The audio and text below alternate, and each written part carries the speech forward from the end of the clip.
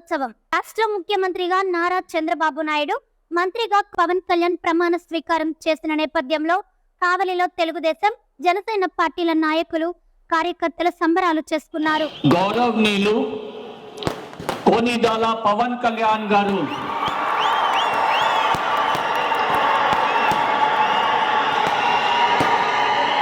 మన చంద్రబాబు నాయుడు గారు అను పెరగని నాగలిగా మారి దుక్కి దున్ని అన్నం పెడతాడు. పుల్లూరు నారాయణ రెడ్డి శాసనం ద్వారా నిర్మితమైన భారత రాజ్యాంగం పట్ల నిజమైన విశ్వాసం విధేయత చూపుతానని, భారతదేశ సార్వభౌమాధికారాన్ని సమగ్రతను కాపాడాలని ఆలోచనలను అనుసరించి ప్రజలకు న్యాయం చేకూరుస్తానని దైవ సాక్షిగా ప్రమాణం చేస్తున్నాను. తెలుగుదేశం పార్టీ కుటుంబ సభ్యులందరికీ కూడా ఒక పండుగ రోజు. ఈ రోజు మన జాతీయ అధ్యక్షులు గౌరవనీయులు పెద్దలు నారా చంద్రబాబు నాయుడు గారు 4వసారిగా ముఖ్యమంత్రిగా ప్రమాణ స్వీకారం చేసిన రోజు. అందువల్ల ఆ రాష్ట్రం అంతా ఒక పెద్ద పండుగ జరుగుతూ ఉంది. తెలుగుదేశం పార్టీ అత్యధిక మెజార్టీ తీసుకురావడం, రాష్ట్ర ప్రజలందరూ కూడా తెలుగుదేశం పార్టీ గుర్తించి 164 స్థానాలు ఇవ్వడం ఎంతో అభినందనీయం, ఎంతో సంతోషదాయకం. ఖచ్చితంగా తెలుగుదేశం పార్టీ ఏమేమైతే పనులు చేస్తానని మాటిచ్చిందో ఖచ్చితంగా అవన్నీ చేసి రాష్ట్ర ప్రజలందరికీ కూడా ప్రయోజనకరంగా చేస్తామని చెప్పని తెలుగుదేశం పార్టీ తరఫున మరియు కావలి నియోజకవర్గ శాసనసభ్యులు దగ్గుబాటి వెంకటకృష్ణారెడ్డి గారు ఏమేమైతే కావలి నియోజకవర్గ అభివృద్ధికి చెప్పారో అవన్నీ చేస్తామని చెప్పని కూడా తెలియజేస్తున్నాం. అందరికీ నమస్కారం.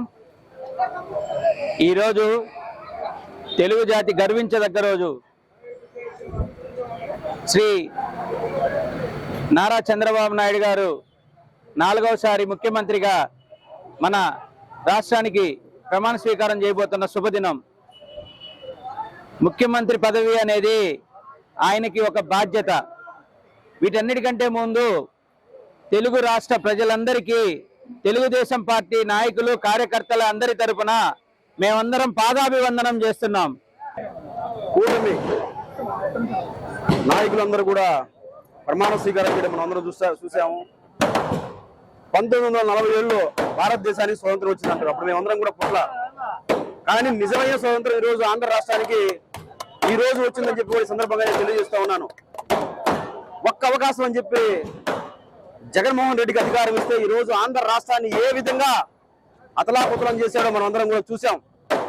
అవినీతి, అరాచకాలు, దౌర్జన్యాలు, ఎవరైనా ఒక సామాన్యులు మాట్లాడితే బెదిరింపులు, కేసులు, ఈ విధంగా ఆంధ్ర రాష్ట్రాన్ని ఈరోజు ఎంత వెనక్కి తీసుకెళ్లాడో కూడా మనందరం గమనించాం.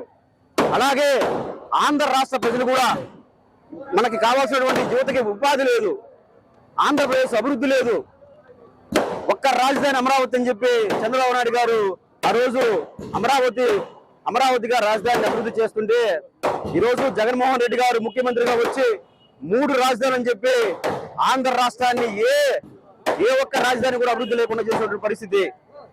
ముఖ్యంగా ఆంధ్ర రాష్ట్ర ప్రజలు కూడా జగన్మోహన్ రెడ్డిని ఎప్పుడెప్పుడు గద్దె దింపుదామని చెప్పి ఎదురు చూస్తున్న పరిస్థితి. ఈ రోజు ఆంధ్ర రాష్ట్ర ప్రజలు జగన్మోహన్ రెడ్డికి సరైన గుణపాఠం చెప్పారు.